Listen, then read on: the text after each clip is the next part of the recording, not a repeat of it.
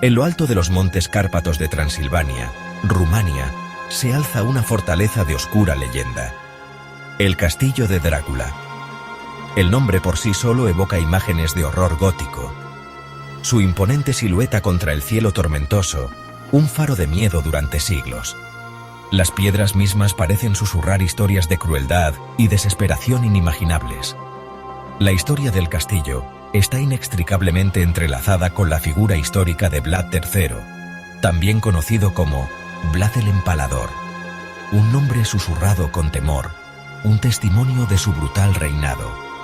La crueldad de Vlad era legendaria, su sed de sangre insaciable. Era un rey guerrero, un defensor de su pueblo, pero sus métodos eran tan terroríficos como los enemigos a los que se enfrentaba. El castillo, encaramado precariamente en un acantilado, parece observar.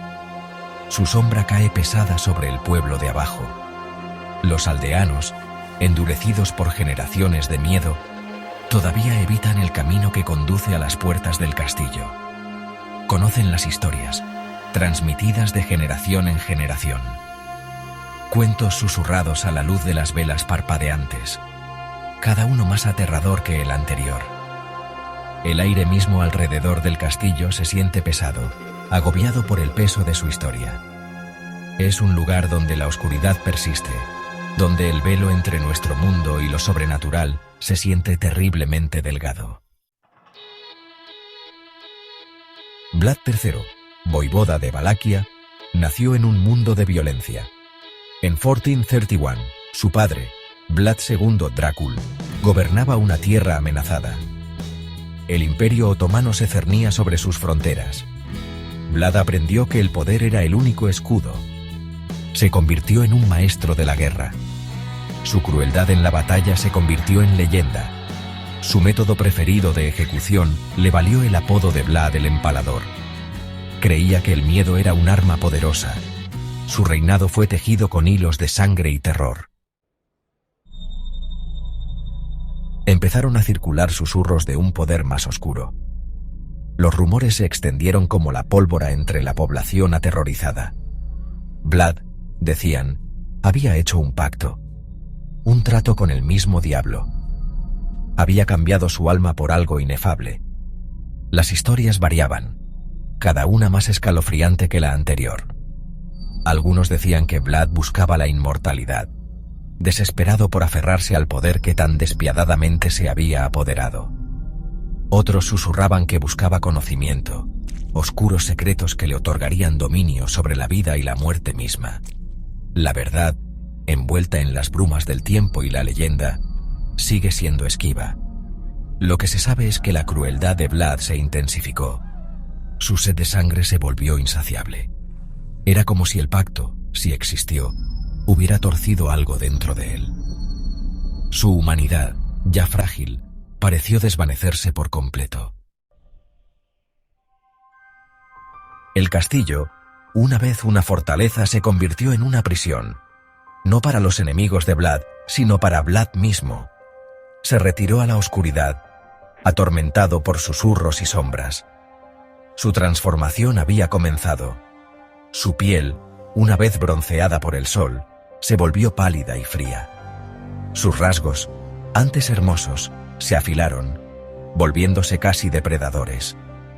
Sus ojos, una vez llenos de una inteligencia escalofriante, ahora ardían con una luz profana. Evitaba la luz del sol, encontrando consuelo solo en la oscuridad que reflejaba la oscuridad que crecía dentro de él. Los susurros que siempre lo habían seguido, susurros de su crueldad, de su pacto, ahora lo atormentaban sin cesar. Resonaban por los pasillos vacíos del castillo, un recordatorio constante del precio que había pagado por el poder. El castillo de Drácula se convirtió en un lugar de terror.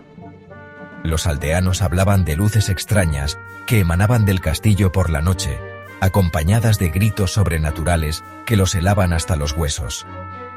Aquellos que se aventuraban demasiado cerca contaban una sensación opresiva, una sensación de ser observados por ojos invisibles. Se difundieron historias de desapariciones. Viajeros que pasaban por el pueblo desaparecían sin dejar rastro, sus pertenencias encontradas abandonadas en el camino que conducía al castillo.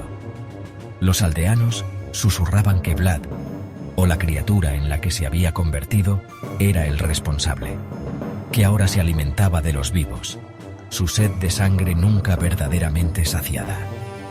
El castillo mismo parecía deformarse y retorcerse alrededor de la oscuridad de su amo. Espinas crecían sobre la entrada, una vez grandiosa, como si las mismas piedras buscaran mantener alejado al mundo exterior.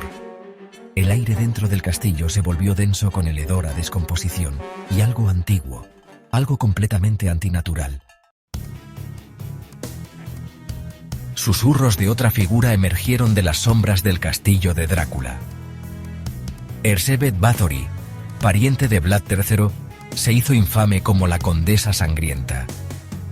Su belleza, dicen, era tan legendaria como su crueldad, pero su vanidad ocultaba un oscuro secreto. Obsesionada con mantener su apariencia juvenil, Erzsébet recurrió a lo impensable. Creía que la sangre de mujeres jóvenes, pura y vibrante, contenía la clave de la belleza eterna. Su castillo, no lejos del de Vlad, se convirtió en un matadero. Jóvenes de los pueblos de los alrededores desaparecieron, atraídas al castillo con promesas de trabajo y bondad, solo para encontrar un final espantoso. Su sangre, se susurraba, era drenada y utilizada por Erzsébet en sus retorcidos rituales. Baños de sangre, decían, para mantener su piel pálida y juvenil. Las leyendas de Vlad el Empalador y Erzsébet Báthory se entrelazaron. Dos figuras, unidas por la sangre y la oscuridad, sus historias fusionándose en una sola y aterradora narrativa. ¿Fueron víctimas de una maldición? ¿Abrazaron voluntariamente la oscuridad? ¿O fueron simplemente producto de una época brutal, sus actos exagerados por el miedo y la superstición? La verdad, como tantas otras cosas sobre el castillo de Drácula, sigue siendo esquiva. Pero las historias persisten, transmitidas de generación en generación, susurradas en voz baja alrededor de fogatas. Sirven como advertencia, un recordatorio de la oscuridad que acecha en los límites de la naturaleza humana. Una oscuridad que puede consumir incluso a los más poderosos, convirtiéndolos en algo monstruoso. Hoy, el castillo de Drácula se erige como un monumento. No a Vlad III o a Erzsébet Báthory, sino al poder perdurable del miedo mismo.